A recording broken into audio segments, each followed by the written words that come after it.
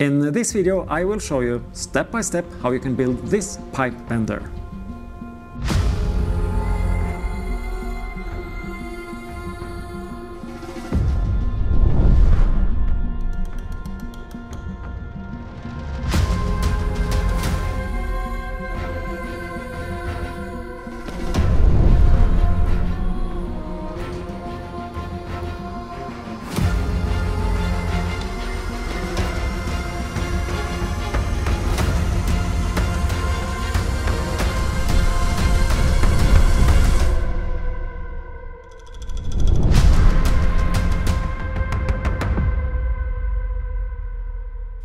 Before I start to show you the build process, let me first just mention I'm gonna bend this steel pipe.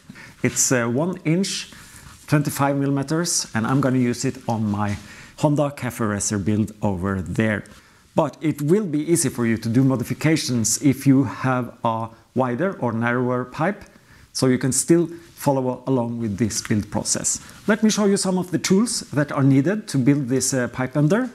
You will need a welder, angle grinder, a metal bandsaw will be helpful because some of the cuts need some kind of precision. Can be hard to get them with the angle grinder, but absolutely possible. And you need a drill. A bench drill is preferred, but a hand drill will do. And the last thing is you need a 3D printer. If you don't own a 3D printer, you should really consider getting one. It's great fun and very useful. Maybe you know somebody who can help you with the 3D prints, or you can search online. There is a lot of services that provide 3D prints for you, very reasonable priced. Let me then show you some of the pieces I've already prepared. And what you see here on the table is almost all the pieces I need to make the die. If you don't know what a die is, it's the shape I want to bend my pipe around to get the bend I'm after. This is 3D printed. And of course, it's not strong enough to bend a metal pipe around. So this needs to be supported. This is 3D printed to get a nice rounded shape, goes against the pipe. And then I have cut up pieces from this flat bar bought from Biltema here in Norway. Cost around 100 Norwegian kroner, $10. So that is more or less the cost for this die. In addition, I have bought some bolts, $5 or something, 50 Norwegian kroners. And I was lucky, I had this pipe from a previous project. And it's exactly 25 millimeters on the inner diameter. So it fits very good against this pipe. And also, this is the axle I will be using. And this is part cut off the center part of adjustable dumbbell. It didn't really fit 100%. I needed to drill out and sand this inner part here to get it a bit wider. I used my air-powered high-speed drill here, but for this you can just use a regular hand drill, or even just sand it by hand. I'll put away the axle for now and focus on assembling the die. These metal pieces are cut from the steel bar. The metal bandsaw was perfect for that job, but an angle grinder will also do the job.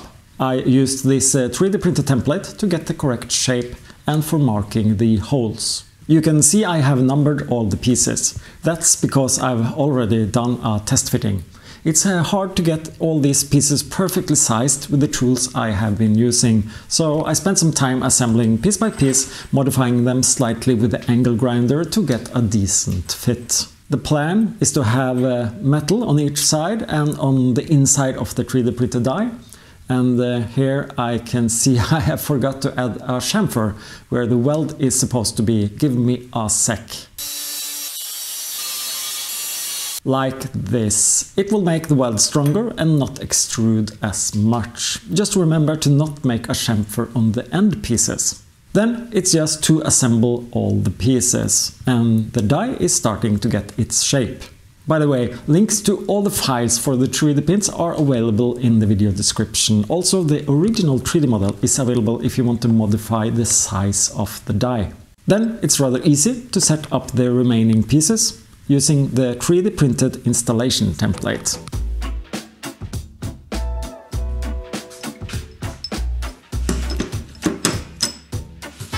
Then comes the fun part, welding. It's also somewhat of the most scary part, because this is a point of no return. If this fails, it will not be that easy to correct it. What I'm gonna do is put on small spot welds, because the 3D printed plastic that is now supporting the die will eventually melt when it's getting too hot. So I will do some small spot welds. Try to be quite quickly, weld on both sides, trying to put on equal amount of heat everywhere so it's not warping too much. I will probably start by removing this inner part to get some spots properly around the circle part of the die. Yeah, then put on spots, welds everywhere. Wish me luck.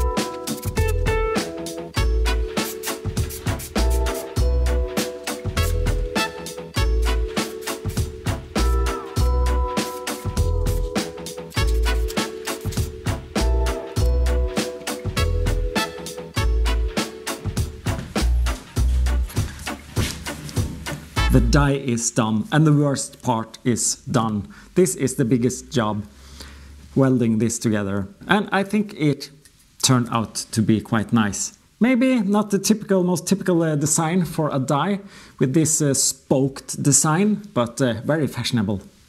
And the next thing now is to put in, I made a new 3D printed plastic piece for the die. And this one is 90% infill. That means it's as good as solid plastic. While the first piece, I managed to break it apart when testing, doing welding. It was deformed by the welding, didn't cope with the heat. You can see the same here. This is like just one-time use pieces because yeah, the 3D printer don't like to be welded close to. So now it's just to put this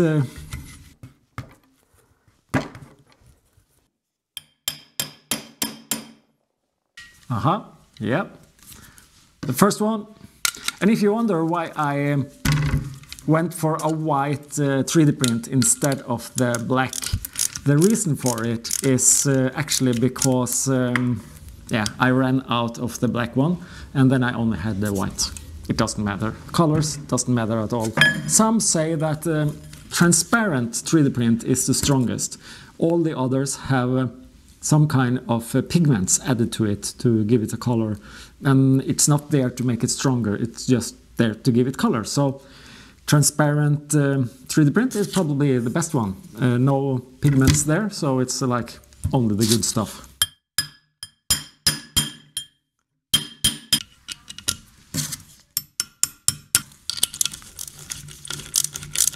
Almost success. 3 of the bolts and accidentally the middle one. Maybe that's because for a reason, I don't know. But they didn't fit as well, so I try now to drill in from the other side. And maybe I need to expand the holes in the plastic to make them go through. So could have been even more accurate when I drilled the hole and aligned them.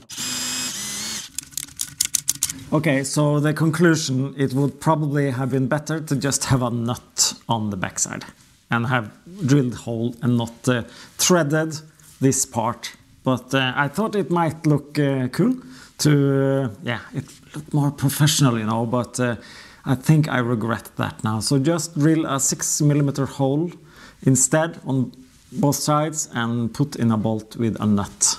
That's much easier.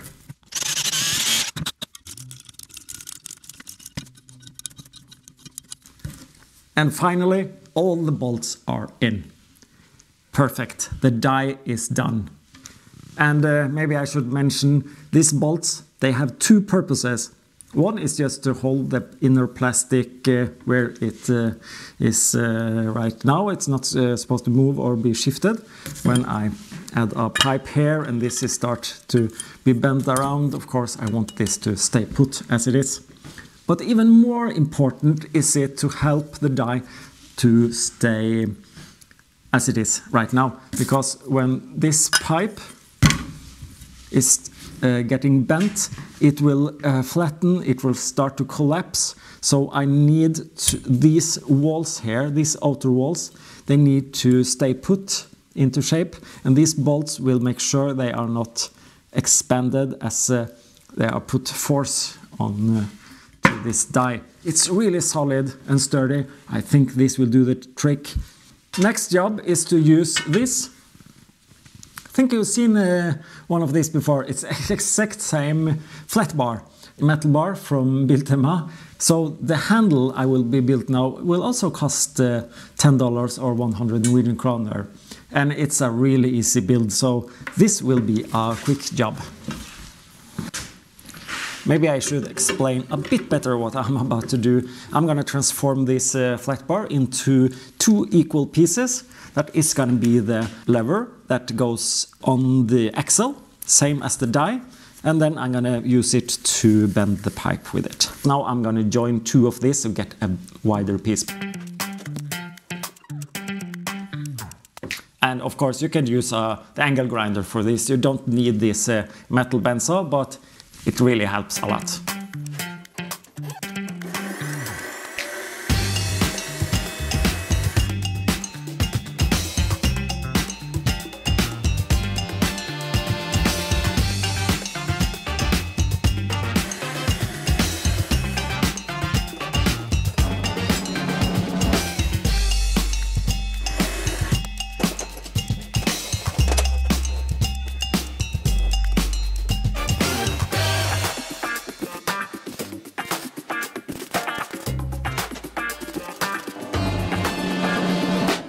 As you can see, I'm drilling quite some big holes here, and I don't think you can do this with a handheld drill. You really need a bench drill because this hole for the main axle is 25mm. Yeah, you really need a bench drill for this. Also, you can see I welded the 2 levers on top of each other to make sure that the holes are just at the same location. And I will have several holes here in the levers, and when I'm done with the drilling I will take them apart again, and then you will see everything fits perfectly.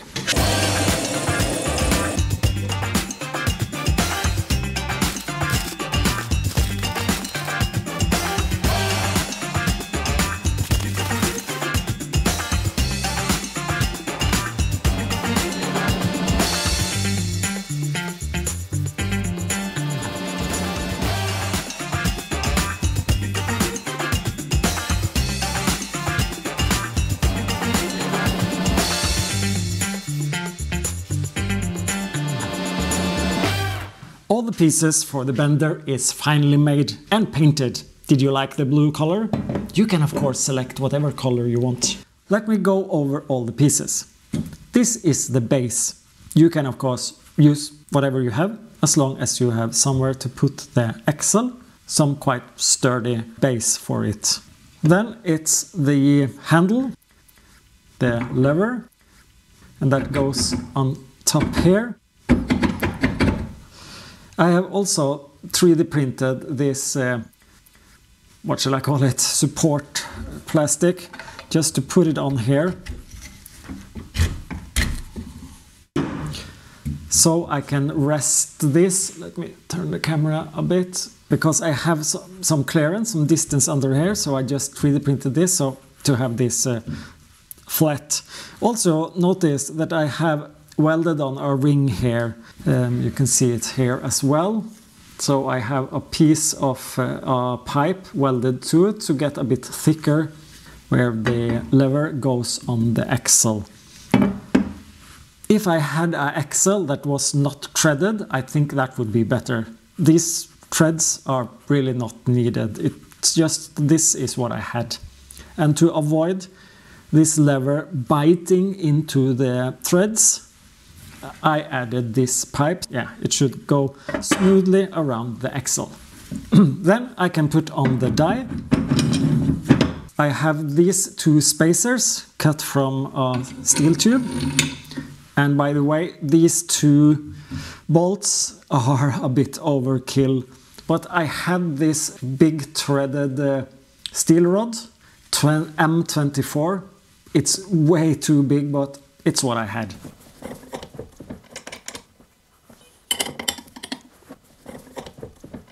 This is the thingy that will bend the pipe. It's made from the same steel bar as the rest, cut half size of a pipe, and I sanded and polished this. So this now goes quite smoothly here. But of course I need to add the top lever.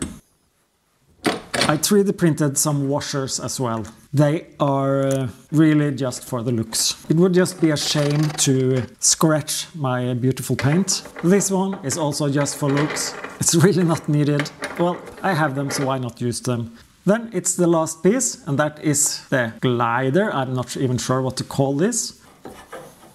This is a 12mm steel rod welded on a nut here.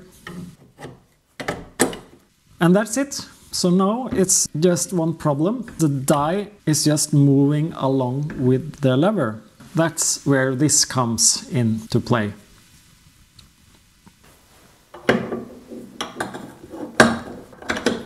Now the die is locked to the base. And it all depends on where I want to start. I can just switch this to put it on any of these positions. So I have some flexibility there. I think I might want to start like this. And then I'm ready to do my first bend, except this pipe is not the pipe I am gonna bend. So let me take this away. And also, I cannot bend any pipe here because this base is now just attached to my table with this clamp, so it's all quite loose. I have a retaining wall outside my garage, so I better go outside and do the bending there. And if you for some reason don't have a retaining wall like this, you just need to find somewhere else to put it. Maybe on your table, if you have somewhere secure, solid, because I'm gonna put a lot of force into this and it better stay put.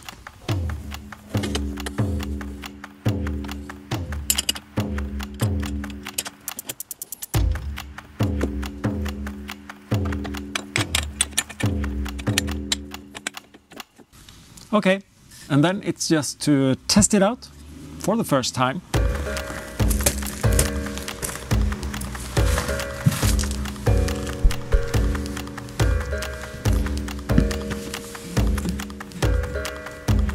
But you probably understand I'm not strong enough to bend this on this short arm, so I made this one.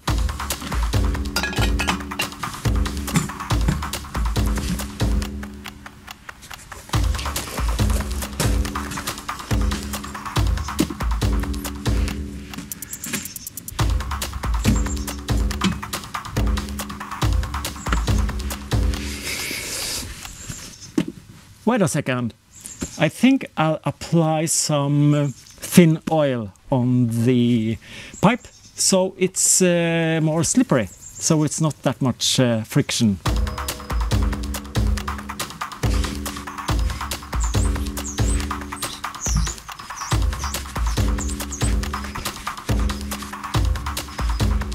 That was just a minor hiccup. This one was bent, so I made a new one, a bit beefier this time. A bit simplified as well. Let's see if this works better. I actually used this M24 threaded rod and just grinded off the threads, so I got a 18mm steel rod out of it and welded on a new piece. So let's see, and also I drilled up the holes in my base so this fits. Let's see if this is a better solution.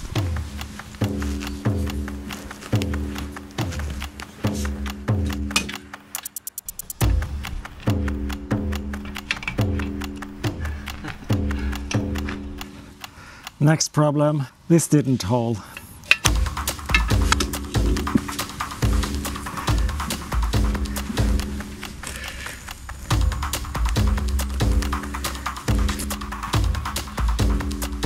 Okay, second attempt failed as well. This one was not strong enough, but I don't really need it. I can use my pry bar directly onto the big bolts. This also started to bend, the next stopper. I think what I need to do is to have more of a distance for the glider. I don't get enough leverage on the bend. So I need to do one more modification, so third attempt coming up soon. Still recording here. Yeah, so third attempt. What I've done now is moved this glider, shall I say, forward. So I should have more leverage on the bend. I'm afraid that might cause the pipe to be danger of it being flat. Let's see how it goes. So far, no success. Third attempt. Here goes nothing.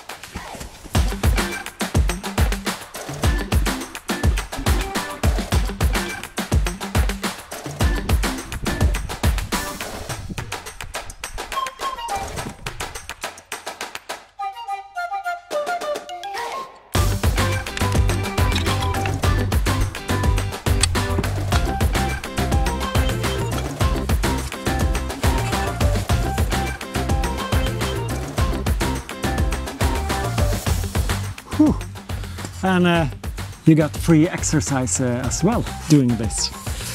If everything lines up now, this should be...